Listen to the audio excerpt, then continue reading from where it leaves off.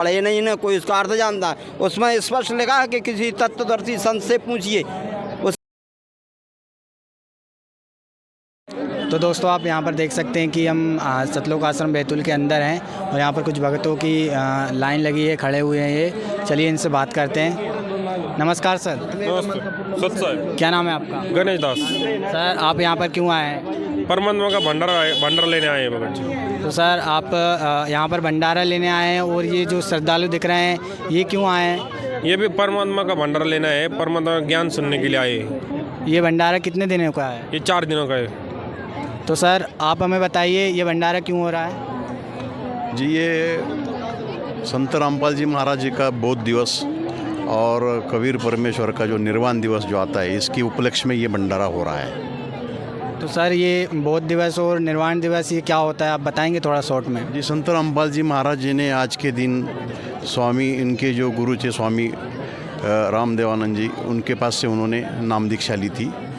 और निर्वाण दिवस जो है कि जो सत कबीर जो है, जो संत कबीर जिसको बोलते हैं, वो इस तिथि को सशरीर गए थे मगहर से, इसलिए उसको निर्वाण दिवस कहते हैं। जी धन्यवाद सर। सत्संग। तो दोस्तों आपने सुना, इनने बताया है कुछ, और भी यहाँ पर कुछ भगत हैं, इनसे भी पूछते हैं कि यहाँ पर क्यों आए हैं। नमस्कार सर। सर आप बताइए कि आप यहाँ पर क्यों आए हैं? ये भंडारा है, संत रामपाल जी महाराज जी का बोध दिवस है और कबीर साहब जी का निर्वाण दिवस है, उसका ये भंडारा है। तो सर हमें ये बताइए जो श्रद्धालु की भीड़ है, ये इतनी भीड़ क्यों है आज?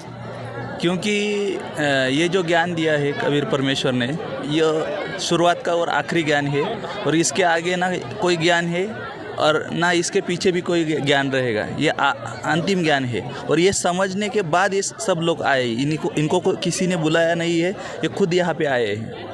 तो सर हमें ये बताइए कि हम देखते हैं कि बहुत से संत हैं जो कि ज्ञान उनका भी है, वो भी बताते हैं, लेकिन आप कह रहे हैं कि यहाँ पर जो संत रामपाल जी महाराज है उनका ज्ञान अद्वितीय है। तो हमें बताइए कि ये ज्ञान जो है सबसे अलग कैसे है? क्योंकि ये सभी शास्त्रों से प्रमाणित है, वेदों से प्रमाणित है, गीता से प्रमाणित है, बाइबल से प्रमाणित है, कुरान से प्रमाणित है।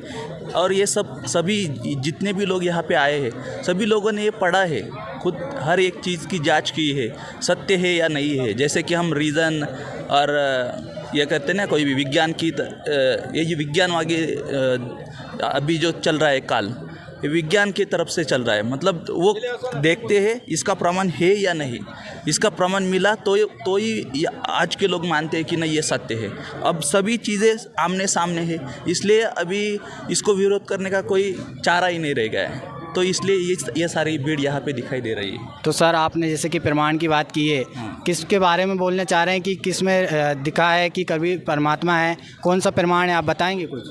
हाँ। मैं बताऊँ सर आप बताइए। चारों वेद में, ऋग्वेद में, अजुर्वेद में, अर्थवेद में, सामवेद में, सब वेद में प्रमाण है। गीता में प्रमाण है, कुरान में प्रमाण है, सब में सर हमें ये बताइए क्या प्रमाण है उसमें? उसमें लिखा है कि परमात्मा कबीर है। जी सर आप बताइए। गीता में, ऋग्वेद, सामवेद, अथर्ववेद, यजुर्वेद, बाइबल, कुरान में प्रमाण है। आयुर्वेद अध्याय 40 मंत्र 8 में कहा है, सपर्या शुक्र मकाय मृणस्रा ब्रह्म शुद्धम पाप कबीर मनीषी प्रभु स्वयं भूरिया तत्वर्थना विदाता स्वयं मुसासवतम।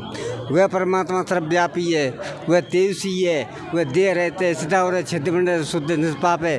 वह कबीर क्रांति है, मनीषी है, मन पर शासन करने वाला है। उसने सबके लिए था अर्थों की शास्त्र व्यवस्था बनाई है।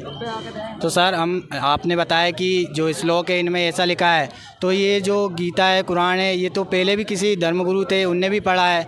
तो आज ये जो कबीर परमात्मा है ये कैसे प्रमाणित हुआ है कि पहले नहीं हो पाया और अब हुआ है?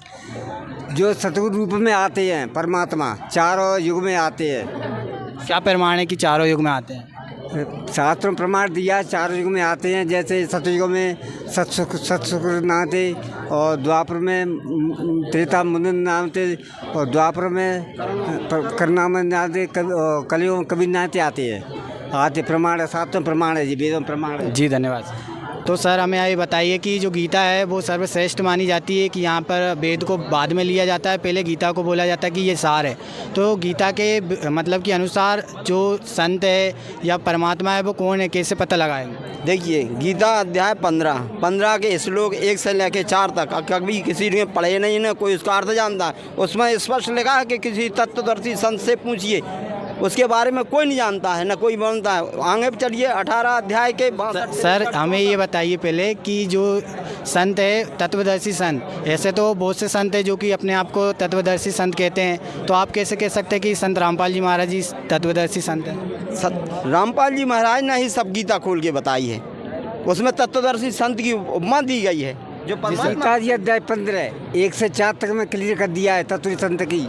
उसमें दिया है ऊर्दम्बूलम अधशाखम अर्थ प्राहर विभम छंदा शस्य पन्ना से वेद वित आदि पुरुष परमेश्वर मूल वाला ब्रह्मा विष्णु शाखा वाला जो संसार रूपी वृक्ष को मूल के तत्व से जानता है वह वेद के तात्पर्य को जानने वाला है, वो तत्व से संत है।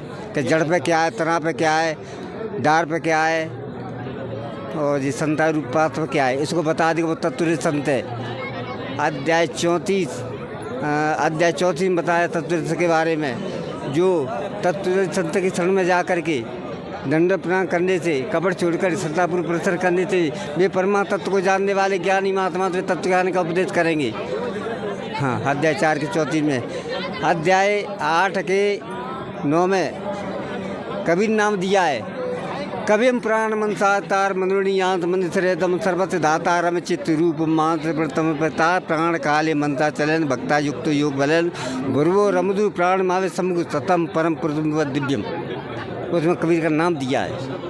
तो इसका आप जो श्लोक बोले हैं इसका अर्थ थोड़ा बताएंगे? क्या अर्थ है इसका? आपने अभी श्लोक बोला है ना, इस श्लोक का मतलब है मंत्र बोला है ना आपने अभी। हाँ, इसका अर्थ बताओ। उसका अर्थ बताइए। क्या कबीर यानी वो कबीर परमात्मा तीनों लोगों में प्रवेश करके सबका धारण पोषण करता है, वो सर्वज्ञ, उसका नाम दिया है, वो कबीर है। उसने तीनों लोक में 21 ब्रह्मांडी में परमात्मा का ही जो आयुर्वेद अध्याय 40 मंत्र 8 में कहा है वो परमात्मा ने व्यवस्था करी, वो उसी में दिया है गीता जी में पूरा। अच्छा जी, धन्यवाद सर। सच्चा है।